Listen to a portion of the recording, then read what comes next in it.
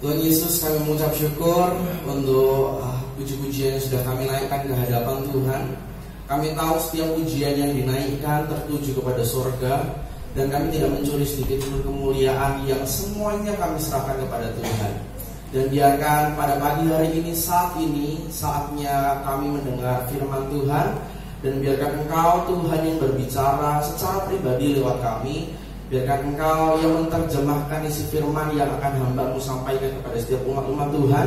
Dan biarkan itu boleh jadi pemahaman dalam hidup kami. Dan Roh Kudus, mari terus nyatakan kehadiran Tuhan pagi hari ini lewat firman Tuhan. Engkau yang akan melengkapi dan menyempurnakan ibadah kami dengan firman-Mu. Kami siap dengan firman Tuhan hanya di dalam nama Tuhan Yesus Kristus. Sama-sama katakan amin. Amin. Sekali lagi selamat pagi, saya berbahagia bisa ada di depan lagi Bapak Ibu Saudara. Bisa siapkan Filipi pasal yang ketiga Bapak Ibu ya. Boleh masuk ke PowerPoint langsung saja ya. Sambil nanti dibantu Alkitab elektronik ya, Alkitab di depan multimedia. Baik Bapak Ibu, pagi hari ini saya akan berbicara tentang hal ini ya. Relasi di atas prestasi. Saya akan selalu setiap kali saya menyampaikan firman Tuhan, selalu saya mulai dengan sebuah pertanyaan. Kira-kira Bapak Ibu, apa yang menjadi kebanggaan kita hari-hari ini Bapak Ibu? Apa hal yang menjadi sebuah hal yang bisa kita megahkan dalam hidup kita? Oh, aku bangga aku melakukan ini. Banyak orang memiliki kebanggaan pribadinya masing-masing, baik dalam hal jasmani maupun dalam hal rohani. Oh, saya pernah bekerja di instansi A besar. Oh, saya pernah ada di bawahnya si B, dia orang terkenal di satu daerah. Oh, saya pernah digaji sekian, bangga. Oh, dulu saya pernah menjuarai ini, itu. Itu dalam hal jasmani. Ada juga kadang-kadang orang Kristen cenderung kita punya kebanggaan dalam hal rohani. Oh, jam doa saya setiap hari 1 jam. Oh, Anda cuma 5 menit ya. Oh, saya 1 jam. Oh, saya rajin baca Alkitab. Saya 1 hari bisa 10 pasal. Kamu cuma 1 ayat kan? Bangga dengan hal-hal rohani yang kita lakukan. Oh, saya pelayanan kemana-mana selalu saya support dalam hal dana. Saya selalu menabur di tempat ini, saya tabur di tempat itu, saya tabur, saya berikan semua apa yang saya punya. Apa yang menjadi kebanggaan kita Bapak Ibu akhir-akhir ini Bapak Ibu? Coba mari renungkan kira-kira hal apa yang membuat kita bangga dan selalu kita ceritakan kepada orang. Kemarin waktu saya dan Bapak Gembala melayani di retret di Kaliurang Bapak Ibu, saya ketemu dengan salah satu hamba Tuhan. Dia ini pemilik PPA.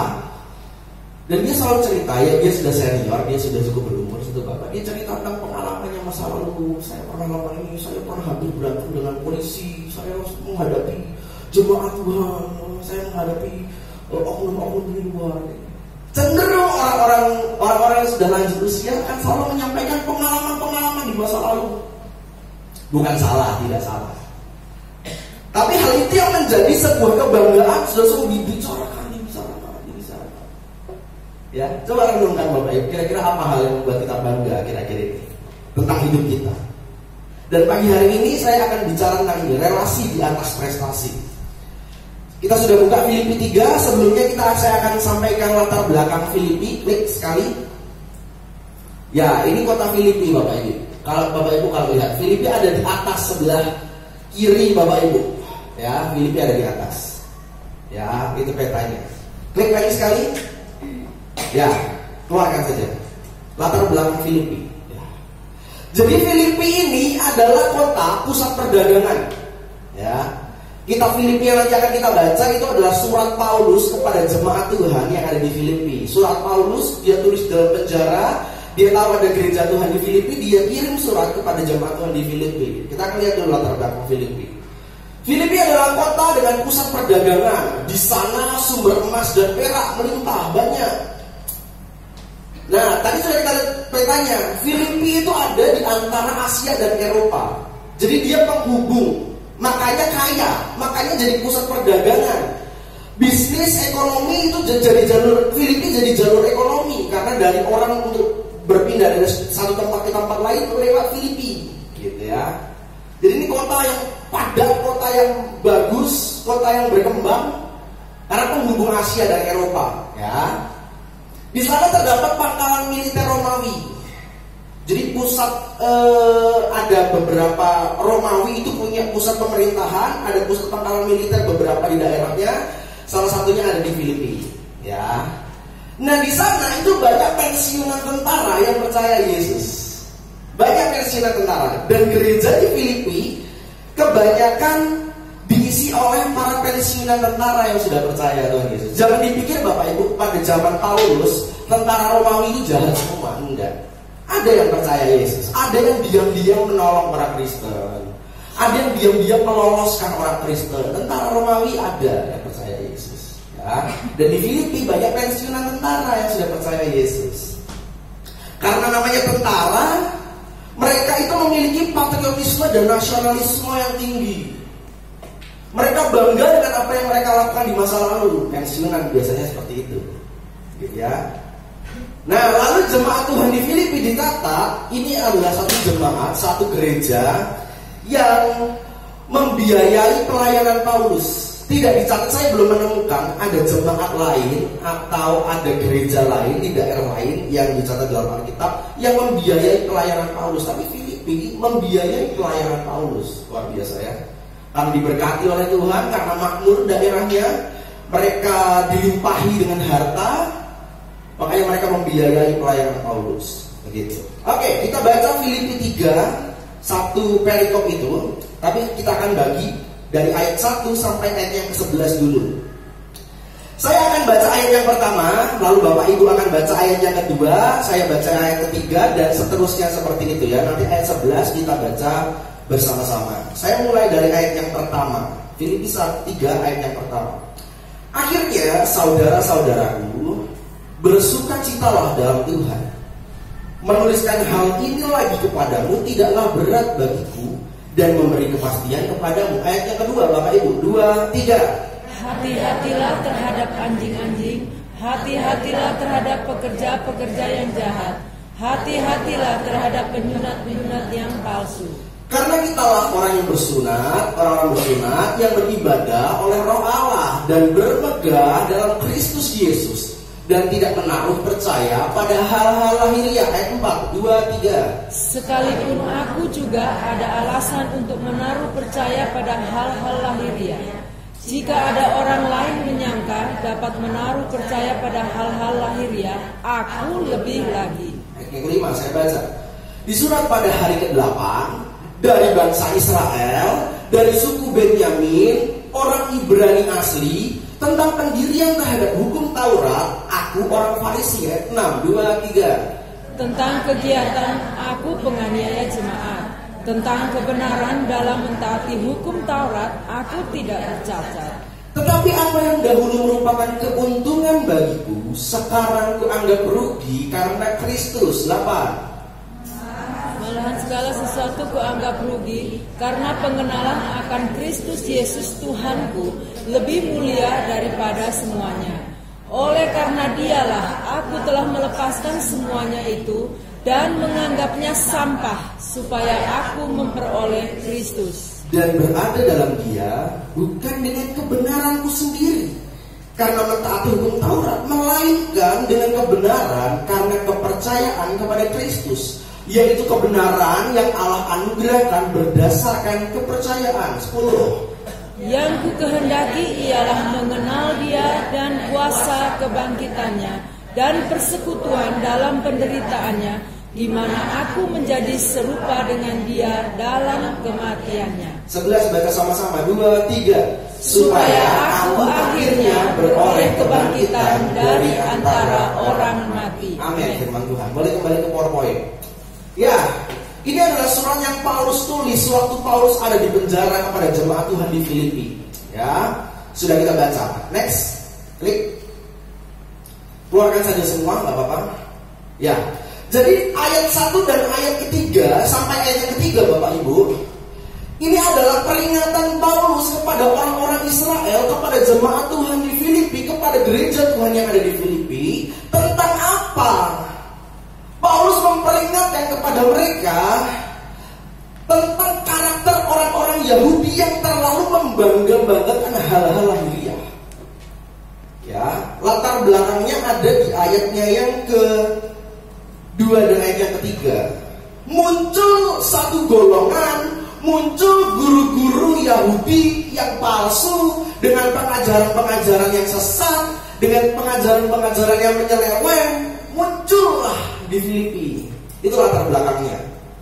Guru-guru Yahudi ini mereka mengajarkan kepada orang-orang di Filipi bahwa hal-hal lahiriah itu penting. Untuk kamu bisa selamat, lakukanlah hal-hal peribadatan. Bawa persembahan untuk kamu bisa selamat. Ya. Bawa uang persembahan, bawa uang persepuluhan, bawa korban untuk bisa selamat. Itu guru-guru yang dulu mengajarkan seperti itu. Zaman sekarang Bapak Ibu ada yang namanya agama itu agama moralitas. Ada orang yang menganggap bahwa semua agama itu sama. Yang penting berbuat baik, yang penting berbuat amal, maka selamat. Begitu iman Kristen tidak. Keselamatan yang didapat oleh percaya kepada Tuhan, bukan karena perbuatan. Tapi guru-guru Yahudi zaman itu melakukannya, Bapak Ibu. Ini latar belakangnya kenapa Paulus menulis surat ini. Begitu ya. Nah, dan guru-guru Yahudi itu yang mengajarkan hal-hal yang sesat sama Paulus disebut anjing-anjing. Wah, Paulus tuh. Amin ya. Disebut anjing-anjing, pekerja-pekerja jahat, penyiar palsu. Kalau Bapak Ibu coba lihat ayat yang kedua, perhatikan ayat yang kedua. Di situ ada 3 kali Paulus katakan hati-hatilah, berhati-hatilah, berhati-hatilah. Ya. Dalam gematria Yahudi, Bapak Ibu, sebuah kalimat atau sebuah kata atau sebuah frasa yang diulang lebih dari 1 kali, bahkan ini 3 kali, itu artinya penting. Orang Yahudi sangat paham tentang gematria. Jadi sebuah kalimat, sebuah kata atau frasa yang diulang lebih dari 1 kali itu pasti ada artinya. Kayaknya gitu. Bagi orang Yahudi angka itu ada artinya. 1 ada artinya, 2 ada artinya, 3 ada artinya. Bagi kita angka ya sekedar angka. Tapi bagi orang Yahudi itu ada artinya. Makanya kalau kita baca Alkitab lalu ada kata kudus, kudus, kuduslah Tuhan. Ya, disebut 3 kali itu bukan hanya karena penulisannya ingin ditulis 3 kali, bukan. Tapi ada sebuah penekanan yang harus diberikan. Gitu.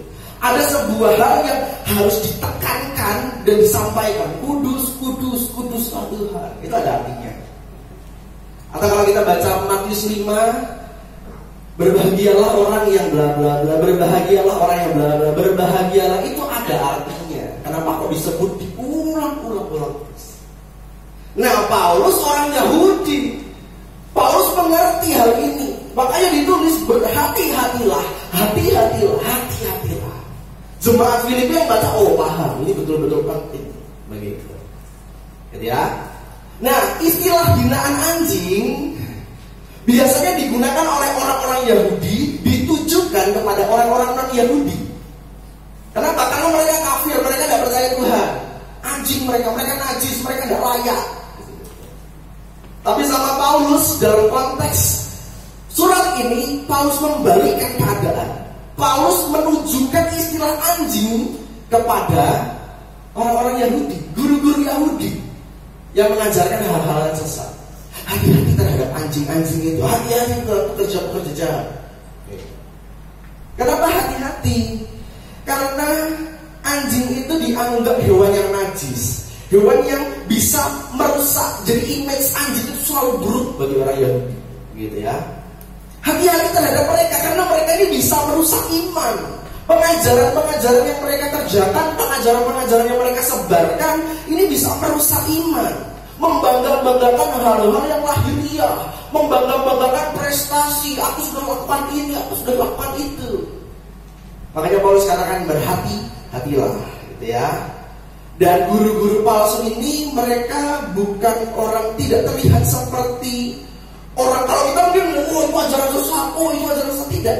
Jadi mereka menyusup di antara orang-orang percaya, lalu ngobrol. Cara metode pengajarannya guru-guru palsu zaman itu seperti itu. Ngobrol, ternyata katut. Mereka menyusup ada di tengah-tengah orang-orang percaya dan memberi pengajaran-pengajaran yang salah. Begitu. Ini latar belakangnya kenapa Paulus tulis surat ini, gitu ya. Oke, lanjut. Oke.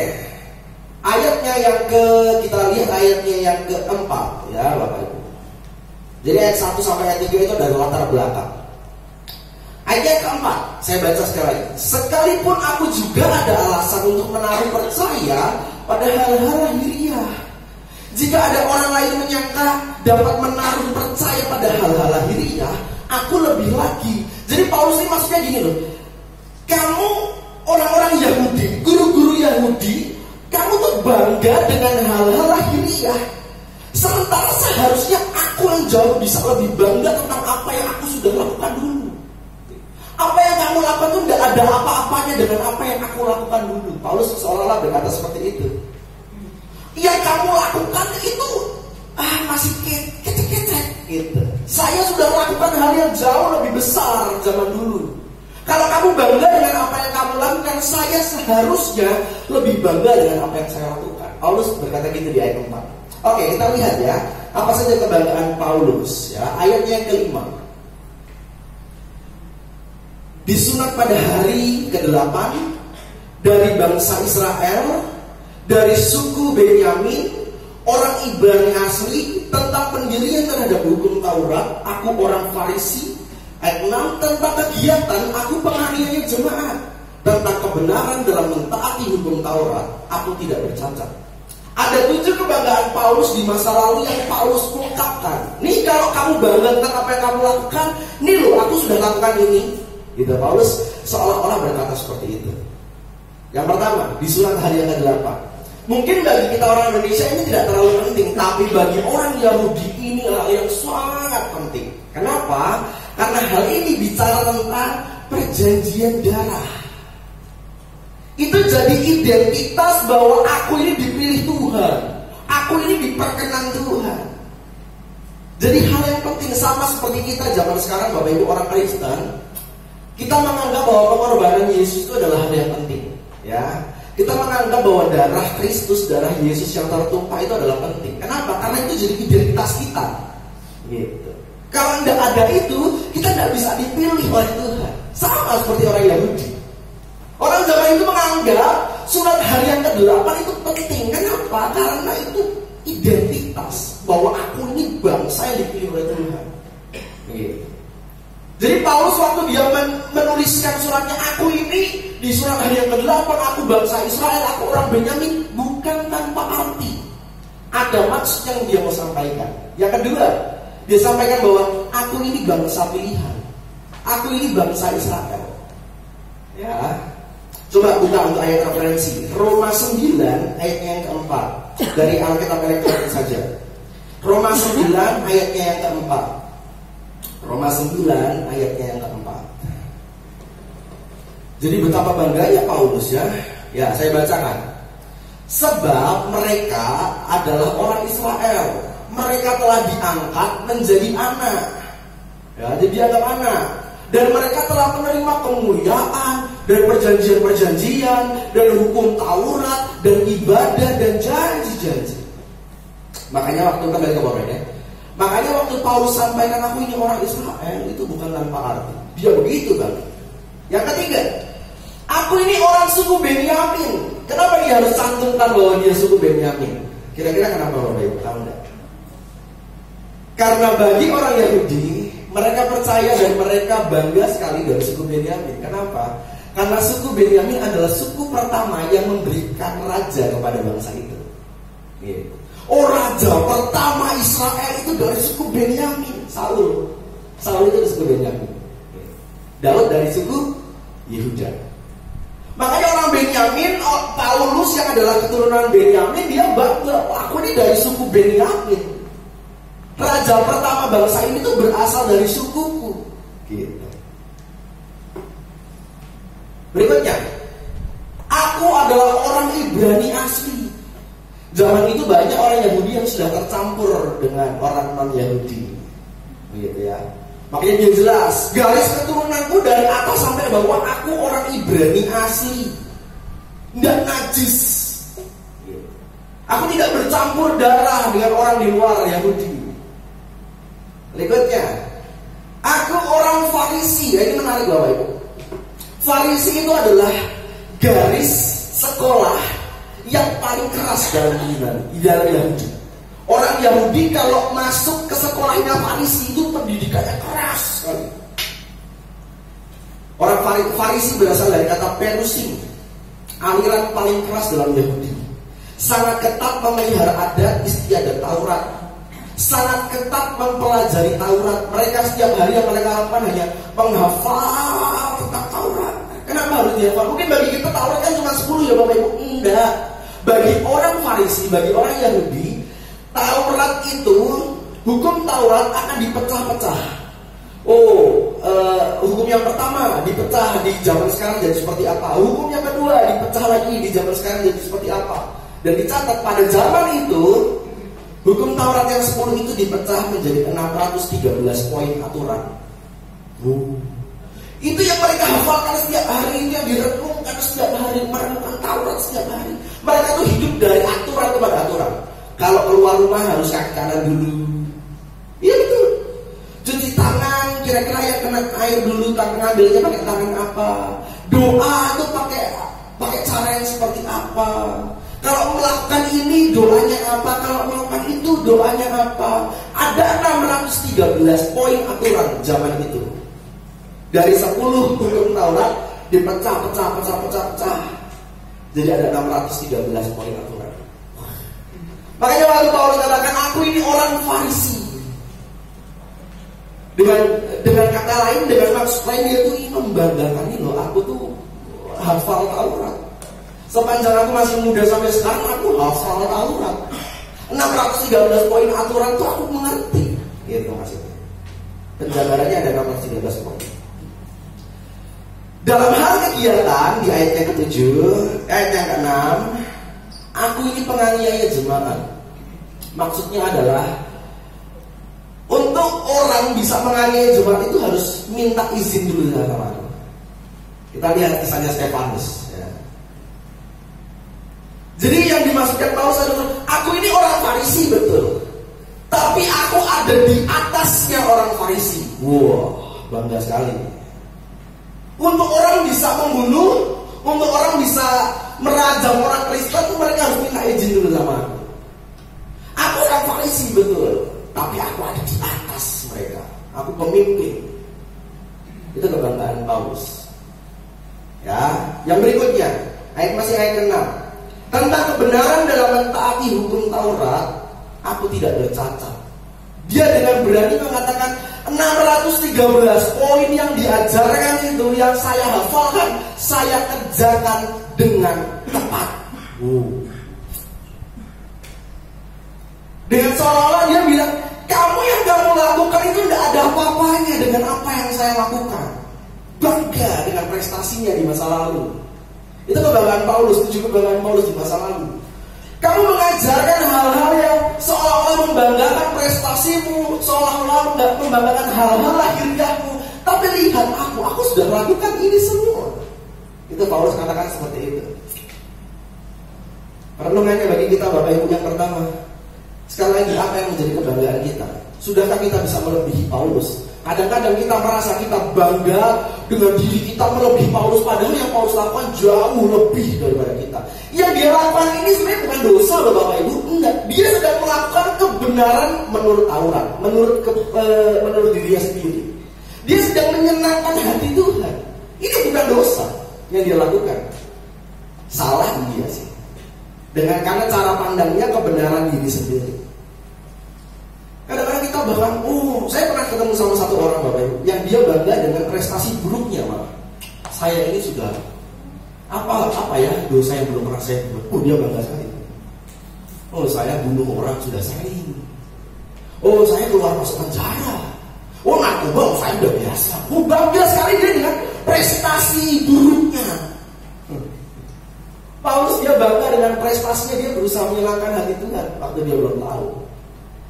Apa yang menjadi kebanggaan kita Bapak Ibu ya? Mari renungkan.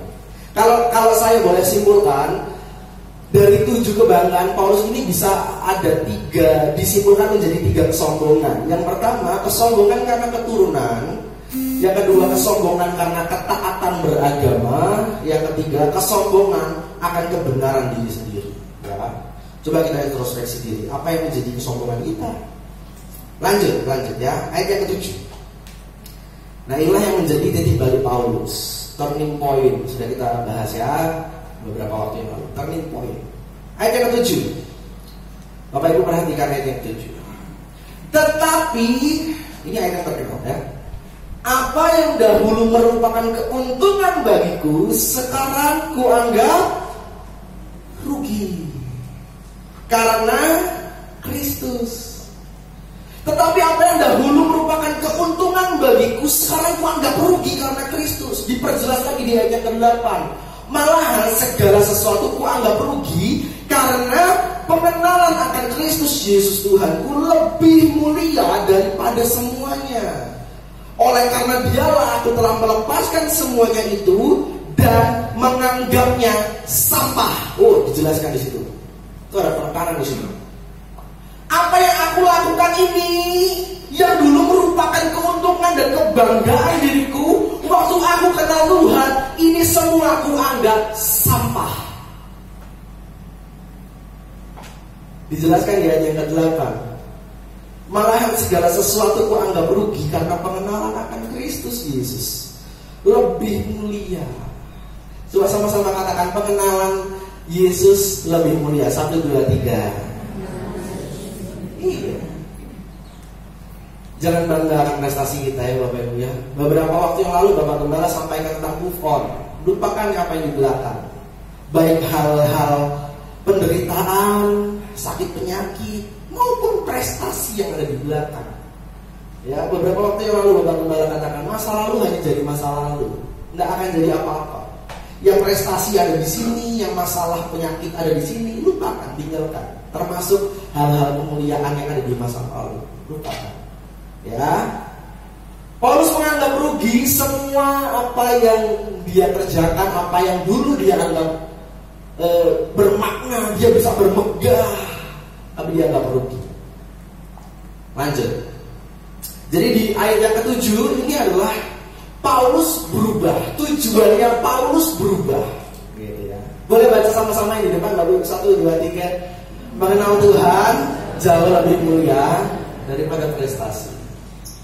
Mengenal Tuhan jauh lebih mulia daripada prestasi. Kadang-kadang kita sebagai orang-orang Kristen, kita terlalu fokus sama hal-hal lahiriah. Sekali lagi Bapak Ibu, bahkan baca Alkitab pun bisa jadi hal-hal lahiriah Bapak Ibu, percayalah. Beribadah pun itu bisa jadi hal-hal lahiriah kalau kita fokusnya hanya untuk melakukan kegiatan jasmani. Itu akan hanya jadi hal-hal lahiriah. Oke, lanjut, next. Ya, di ayatnya yang ke-8 dan seterusnya sampai ayat yang ke-11 ada 7 tujuan Paulus yang diubahkan ya. Dari awalnya dia menyampaikan 7 kebanggaan dirinya. Setelah dia mengalami turning point, setelah dia mengalami perubahan, ada 7 hal yang menjadi tujuan Paulus. Ayatnya yang ke-8 ya, bagian terakhir. Oleh karena dialah aku telah melepaskan semuanya itu dan menganggapnya sampah supaya aku memperoleh Kristus. Yang pertama, memperoleh Kristus. Dalam terjemahan BBE Bapak Ibu, Basic English, kata memperoleh Kristus itu dipakai kata reward, hadiah yang lebih mulia, Paulus katakan. Jadi dia menempatkan dirinya itu seperti anak kecil yang dapat hadiah. Nggak peduli prestasiku masa lalu, yang penting aku dapat hadiah. Memperoleh hadiah. Hadiahnya apa? Kristus. Itu tujuan Paulus yang pertama. Yang kedua, ayat yang ke-9. Dan berada dalam dia bukan dengan kebenaranku sendiri. Jadi berada di dalam Kristus. Kata berada dalam Kristus itu maknanya, maksudnya bersatu dengan Tuhan. Ada kalimat aku di dalammu dan engkau di dalamku. Itu maksudnya kita bersatu dengan Tuhan. Itu yang menjadi tujuan Paulus. Ayat yang ke-9 masih. Bukan dengan kebenaranku sendiri karena mentaati hukum Taurat, melainkan dengan kebenaran karena kepercayaan kepada Kristus, yaitu kebenaran yang Allah anugerahkan berdasarkan kepercayaan ya. Jadi dia mendapat kebenaran yang sungguh. Kebenaran karena iman, bukan kebenaran karena diri sendiri. Seringkali kita membenarkan diri sendiri, bukan sesuai dengan firman. Tapi apa yang kita lakukan itu atas kebenaran diri sendiri. Bapak Ibu, saya harus sampaikan seperti ini. Iman tidak bisa dihasilkan dari belajar. Iman tidak bisa dihasilkan dari kita belajar pengetahuan logika, tidak bisa. Iman hanya bisa didapat dari pengenalan akan Tuhan. Percuma kita belajar Alkitab setiap hari, di mana-mana kita baca Alkitab, di mana-mana kita lakukan firman, di mana-mana kita melakukan ibadah kita, tapi kita tidak kenal Tuhan. Percuma. Coba Ibu, ayo introspeksi diri. Saya juga terus belajar. Kalau dilihat Paulus ini kurang pintar apa dia? Dilihat dari 7 kebanggaannya tadi dia, ya. Kurang pintar dan kurang cerdas apa dia? Tapi iman dan pengenalan akan Tuhan 0. Sekolah sarjana teologi, master teologi, doktor teologi tidak mempengaruhi pengenalan kita akan Tuhan, Bapak Ibu. Kabar baiknya seperti itu. Yang mempengaruhi iman kita itu hanya pengenalan akan Tuhan. Gelar apapun, mau sepanjang apapun gelar di belakang nama kita, sangat-sangat tidak mempengaruhi pengenalan kita akan Tuhan. Bahkan hamba Tuhan yang sudah sekolah Alkitab bertahun-tahun tidak mempengaruhi pengenalan akan Tuhan. Enggak. Yang mempengaruhi iman dan pertumbuhan rohani kita hanya waktu kita dekat sama Tuhan. Udah itu saja. Yang pernah saya sampaikan, merasakan, menikmati Tuhan. Kadang-kadang kita terlalu terfokus untuk hal-hal yang lahiriah. Aduh, musiknya kok seperti itu waktu kita datang ibadah. Aduh, sumuk. Dia kok pakai bajunya itu terus. Aduh, sebelahku baunya kecut. Kadang-kadang kita terlalu terfokus dengan hal-hal yang lahiriah ini loh, yang tampak di luar, tanpa kita merasakannya. Esensi dari ibadah itu apa? Itu merasakan Tuhan, mengenal Tuhan, begitu ya. Jadi mendapat kebenaran yang sungguh itu maksudnya waktu Paulus bisa betul-betul ketemu dengan kebenaran yang sejati, bukan atas kebenaran dirinya sendiri. Ayat yang ke-10, ini ayat yang terkenal ya. Coba Bapak Ibu perhatikan lagi ayat yang ke-10. Yang ku kehendaki, yang ku mau, ini aku pengen banget nih, ialah mengenal Dia. Lebih dari segala prestasi, Paulus ingin mengenal Tuhan dan kuasa kebangkitannya. Maksudnya kuasa kebangkitan